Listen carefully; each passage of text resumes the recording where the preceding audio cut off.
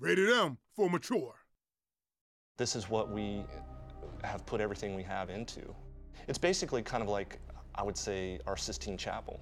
It's the project of a lifetime for a lot of us.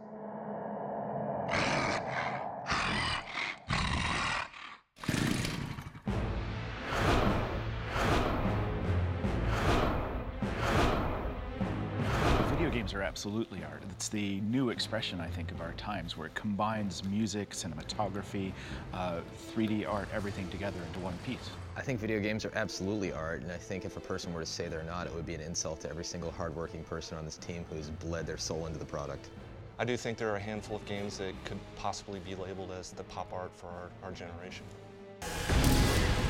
Going to an art gallery or museum and partaking and looking at any sort of exhibit that's there, a person ultimately comes to their own conclusions about what the art makes them feel. And I think video games are very similar in regards to that, as far as each person takes away a different experience. You're not just listening to music or watching a movie, you're creating it. When you turn around, you are framing the picture. You're making the movie with yourself. So you're participating in it much more. You're putting yourself in a world. I would say sometimes it can be really frustrating if the player runs through the level and turns the wrong way, or looks left instead of right. He could totally go by this thing that you consider one of the best things you've ever done and totally misses it. But in the end, if the player wants to stare straight at the ground, they can, and that's what makes it art for them, that they get to participate.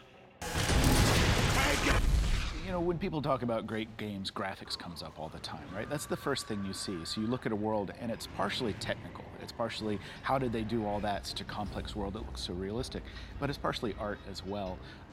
We won the best graphics for Gears of War, the first one. We also won best technology, and I went up and accepted the award both times at the Game Developers Conference and said, we're so great technically because of our artists making us look good. And our artists look so good was my next speech because technically we're so strong, right? It has to come together to make great graphics. When you look at a video game and see a certain amount of graphical fidelity, it's important to separate that from what actual artistry is. We could render the real world perfectly in certain ways if we chose to, but when we do a game such as Gears, we decide to stylize the universe and we choose to make kind of this pseudo-European environment that's been blown up and a lot of wars have occurred in, with very bulky men and very scary monsters, because that's our artistic design and those are our sensibilities kind of coming through into the game.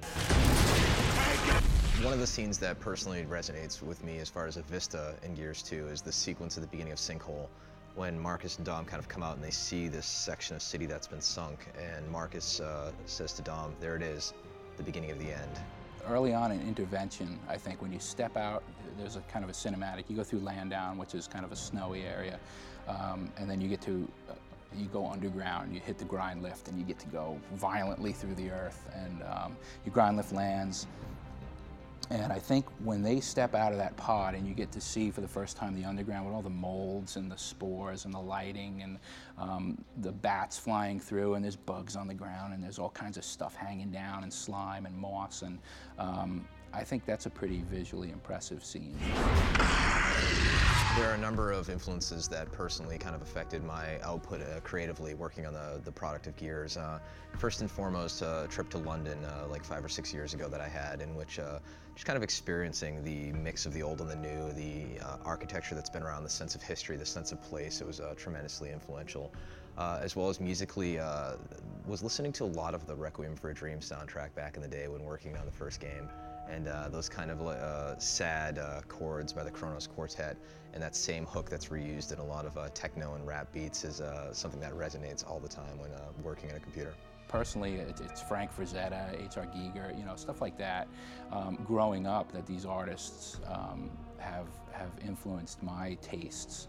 I'm particularly like kind of the World War I and World War II German military tech. There's something about the German military stuff. It's purpose-built and it's over-constructed, and when you look at it, you know it's meant to blow stuff up. I kind of take that idea and put it into everything I do for Gears, that everything's built with a purpose, and that's generally to blow stuff up. The thing is given, even the smallest detail is given the same amount of love as the giant towers or the huge creatures that you see walking across the screen. Right down to how we design the architecture in the world.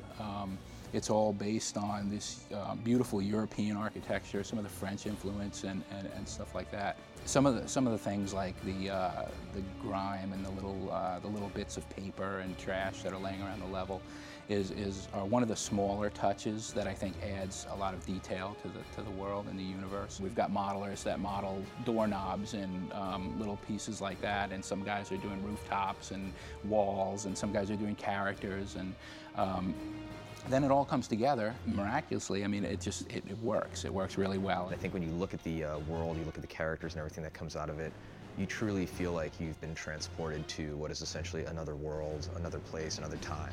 And that, in my opinion, is an art form in itself. Hang in there, Rook. We'll be there soon. Let's go find Carmine.